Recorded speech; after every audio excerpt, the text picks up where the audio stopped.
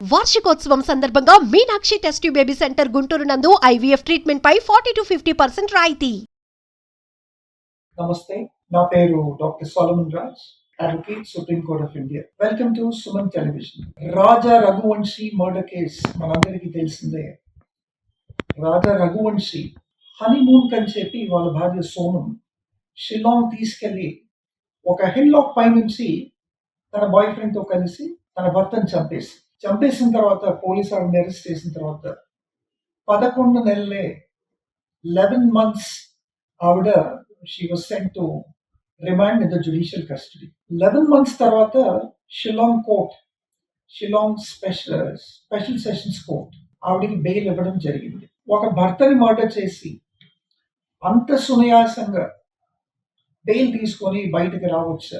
Indian judiciary అంత week, అన్ని proofs ఉండి కూడా 11 నెలలకే భర్తని మర్డర్ చేసి జైలు నుంచి వాకౌట్ చేయటం, ఇస్ ఇట్ అ జోక్ అనేది ఒక క్వశ్చన్.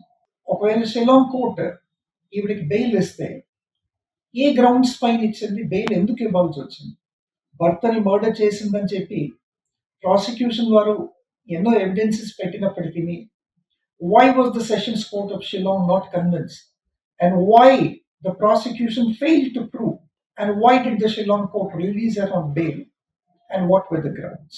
ఇక్కడ మనం చూసుకున్నట్టయితే ఇండియన్ పీనల్ కోడ్ కానీ, లేదంటే క్రిమినల్ ప్రొసీజర్ కోడ్ కానీ, ఇండియన్ ఎవిడెన్స్ యాక్ట్ కానీ, ఇవన్నీ కూడా these are actually codified laws. వీటన్నిటి కూడా there are lot of legalities and technicalities. ఆ లీగాలిటీస్ అండ్ టెక్నికాలిటీస్ సైట్ చేస్తూనే దాంట్లో ఉన్న లాక్యునస్ నే డిఫెన్స్ కౌన్సిల్ వారు పాయింట్అవుట్ చేసి ఈ సోనం అనే ఈ హనీమూన్ మర్డర్ ప్రైమ్ అక్యూజ్డ్ కి బెయిల్ తీసుకున్నారండి. ఆ టెక్నికల్ లీగాలిటీస్ ఏంటి అని మనం చూసుకుంటే, సోనం తరఫున న్యాయవాదులు ఈ డిఫెన్స్ కౌన్సిల్ వీళ్ళు ఏం ప్రొడ్యూస్ చేశారు కోర్టు ముందంటే, ఒక 3 కీలకమైన ఇంపార్టెంట్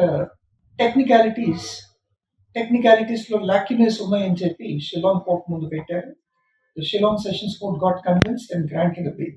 ఈ 3 ఏంటి అంటే, ఒకటి, failure to communicate the grounds of arrest. Sonam ఈ ప్రైమ్ అక్యూజ్ ని అరెస్ట్ చేసినప్పుడు, పోలీస్ అరెస్ట్ చేసినప్పుడు there is one mandate under Article 22 అండి. Under Article 22 subclause 1 కింద there is one statutory mandate. అదేంటి అంటే, ఏ వ్యక్తినైనా అరెస్ట్ చేసినప్పుడు ఆ వ్యక్తికి కానీ, లేదంటే ఆ వ్యక్తికి సంబంధించిన వాళ్ళకి కానీ అరెస్ట్ గ్రౌండ్స్ ఏంటి అన్నది వాళ్ళకి ఇంటిమేట్ చేయాలి. అది కూడా it should be intimated in a written form under Article 22 subclause 1 of the Indian Constitution. So they failed in intimating the arrest grounds. అది మొట్టమొదటి రీజన్ అండి. ఇక్కడ ఏంటి అంటే, when they failed, what does it mean? That the effective communication of the grounds of arrest were not intimated either to the accused or anybody related to the accused. అదొక main technical లాక్యూనే. రెండోది వచ్చేసి typographical error or clerical error అని చెప్పి అది కూడా point out చేశారు. ఈ typographical error లేదంటే ఈ క్లరికల్ ఎర్రర్ ఏంటి అంటే, అరెస్ట్ మెమో అన్నది ఇష్యూ చేస్తారు. when an accused, no matter what crime actually he's indulged in, ఒక అక్యూజ్డ్ ని మేల్ కానీ ఫీమేల్ కానీ అరెస్ట్ చేసినప్పుడు అరెస్ట్ మెమో ఇష్యూ చేస్తారు. ఈ arrest memo under section 103 of the CRPC కావాలి.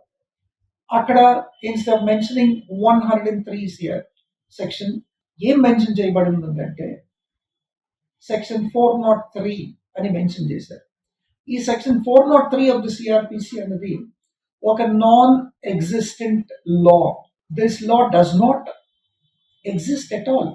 సో ఒక నాన్ ఎగ్జిస్టెంట్ లాని అక్కడ సైట్ చేశారు. So the citing of section 403 instead of section 103, అది కూడా ఇంకొక లీగల్ లాక్యునే పాయింట్అవుట్ చేశారు. మూడోదిగా ల్యాక్ ఆఫ్ క్లియర్ అలిగేషన్స్. ఇప్పుడు ఈ సోనం అన్న వ్యక్తి ఈ రాజా రఘువంశీని షిల్లాంగ్ కి తీసుకెళ్ళింది ట్రెక్కింగ్ అని చెప్పి, అక్కడ హనీమూన్ అని చెప్పిన తర్వాత ట్రెక్కింగ్ కి తీసుకెళ్ళిన తర్వాత తన బాయ్ ఫ్రెండ్ తో కలిసి the modus operandi of murdering the husband ఇది ప్రాపర్గా క్లియర్గా వీళ్ళు ఫైల్ చేసిన ఛార్జ్ షీట్లో ఛార్జెస్లో కానీ లేదంటే ఎఫ్ఐఆర్లో కానీ ఈ క్లియర్ అలిగేషన్స్ ఎక్కడ కూడా a direct allegation అన్నది police failed to actually cite it in the FIR or even the charge sheet also. So ఇవన్నీ కూడా పాయింట్ అవుట్ చేసి సోనంకి బెయిల్ తీసుకోవడం జరిగిందండి. దాని తర్వాత the Shillong state government has already gone to the High Court of Shillong for cancellation of bail, which was actually granted by the Sessions Court of Shillong. కానీ the High Court has upheld all the technical grounds on which she was actually granted bail by the Shillong Sessions Court. దాని తర్వాత ఈ Shillong government they also actually approached the Supreme Court to stay the release of the accused Sonam, but the Supreme Court denied it and dismissed the petition of the Shillong government. So అందుకనే in a criminal case all these technicalities and legalities is very very important. లేదంటే this is where the lawyers, the defense counsel catch the prosecution, and that is how the defense counsel actually wins. ఒకవైపు ఈ technical లాక్యునెస్ వల్ల కానీ ఈ lack of legalities వల్ల కానీ కేసెస్లో bail పొందుతూ ఉంటాయి. హత్య చేసి కూడా బెయిల్లో బయటకు వచ్చారు, ఇది ఒక కోణం. ఇంకో కోణంలో చూసుకుంటే మనం ఏమీ చేయకుండా, ఒక హత్య చేయలేదు, ఒక రేప్ చేయలేదు, ఒక క్రిమినల్ ఆఫెన్స్ ఏమీ చేయకుండా కూడా there are many people who are languishing in the Indian prisons అండి. ఎందుకు? For example, there are 4 people whom I want to bring it to your notice. ఈ నలుగురులో ఒకరు 20 ఏళ్ళు చెయ్యని ఒక ఆఫెన్స్కి 20 years ప్రిజన్లో ఉన్నారు, without bail, without parole. 20 years తర్వాత UP court ఈ పర్టికులర్ పర్సన్ని ఎక్విట్ చేసిందండి. 2021లో ఆయన్ని ఎక్విట్ చేసింది. 20 years బ్యాక్ అరెస్ట్ చేసి జైల్లో పెట్టి జ్యుడిషియల్ రిమాండ్లో ఉండి, జ్యుడిషియల్ కస్టడీలో ఉండి, without any parole and without any bail he was acquitted after 20 long years. Who is responsible? Is it the prosecution or is it the judicial system? ఈయన పేరు విష్ణు అండి. ఈ విష్ణు యూపీకి చెందినవాడు. 20 years తర్వాత ఈయన రిలీజ్ అయ్యారు. అదేవిధంగా ఇంకొక ఆయన ప్రిన్స్ అని చెప్పి, ఈయన కూడా చెయ్యని ఒక ఆఫెన్స్కి, an assault on a woman, 5 years. ఈయన కూడా he underwent an imprisonment of 5 years. 5 years తర్వాత it was proved that he was not guilty and he was acquitted. అదేవిధంగా మహారాష్ట్రకి చెందిన గోపాల్ శెట్టి పైన వీళ్ళ ఓన్ రిలేటివ్ రేప్ చేశారని పెడితే 7 years ఈయన కూడా imprisonment, he was in prison. 7 years తర్వాత మళ్ళీ ఈయనకు కూడా ఎక్విటల్ వచ్చిందండి. అదేవిధంగా ఇంకొక ఆయన విపుల్ కరాకర్ అని చెప్పి, ఈయన పైన కూడా ఒక false allegation, false FIR register అయింది. దాంట్లో even he was actually sent to judicial custody. After 7 long years he was found to be not guilty and he was acquitted. So ఇట్లాంటి ఫాల్స్ ఛార్జెస్ పైన ఫాల్స్ కేసెస్ ఫైల్ చేసి ప్రిజన్లో లాంగ్విష్ అయ్యి, ఒక bail పైన release అవ్వకుండా, ఒక పరోల్ పైన release అవ్వకుండా, వీళ్ళకు ఒక ఫ్రీడమ్ లేకుండా, వీళ్ళ కెరీర్ కానీ, వీళ్ళ లైఫ్ కానీ, వీళ్ళ ఫైనాన్సెస్ కానీ, వీళ్ళ ఫ్యామిలీ రిలేషన్స్ కానీ, ఇవన్నీ కూడా దెబ్బతిని, ఇవన్నీ కూడా కోల్పోయి ప్రిజన్లో ఏ లగ్జరీ, ఏ కంఫర్ట్ లేకుండా, ఒక ఎడ్యుకేషన్ కానీ, కెరీర్ కానీ టోటలీ నాశనం అయిపోయి ప్రిజన్లోనే లాంగ్వేజ్ అవుతున్నారు. For doing no offence, for doing nothing. Who is responsible for all this? Indian జ్యుడిషియరీయే ఇట్లాగా? ఇండియన్ జ్యుడిషియరీలో ఉన్న లాక్యునేసా? దానివల్ల ఇన్నోసెన్స్ అంతా కూడా యాక్చువల్లీ పనిష్ చేయబడుతున్నారా? ఒక లీగల్ ప్రిన్సిపల్ ఉంది, అదేంటి అంటే bail is the rule and jail is the exception. Bail is the rule and jail is the exception అన్నది ఈ మధ్య వర్తించట్లేదు. ఇప్పుడు నేను చెప్పిన ఈ 4 ఎగ్జాంపుల్స్ చూస్తే bail is the rule and jail is the exception reverse చేశారండి. Now jail is actually the rule and bail is an exception. అట్లాగైపోయింది. రఘువంశీ వైఫ్ సోనల్ని చూసుకుంటే, మర్డర్ చేసుకుంటే she out, she walked out free. ఇందాక నేను చెప్పిన నలుగురే కాదు, many people who are literally languishing. ఎందుకు? Because of lack of knowledge, because of the backlogs which are actually before the judiciary. మనం pendency of cases in Indian courts లో చూసుకుంటే మాత్రం 54 million cases today all over India are actually pending before all courts of India. దాంట్లో only high courts of India చూసుకుంటే 6.3 million all across in all the states of the high courts. In all the high courts of every state, 6.3 million.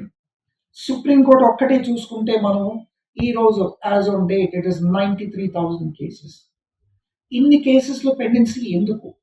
Why are there a lot of backlogs and why is the pendency of cases to the tune of 54 million? ఎందుకంటే we do not have the judges as per the ratio of population.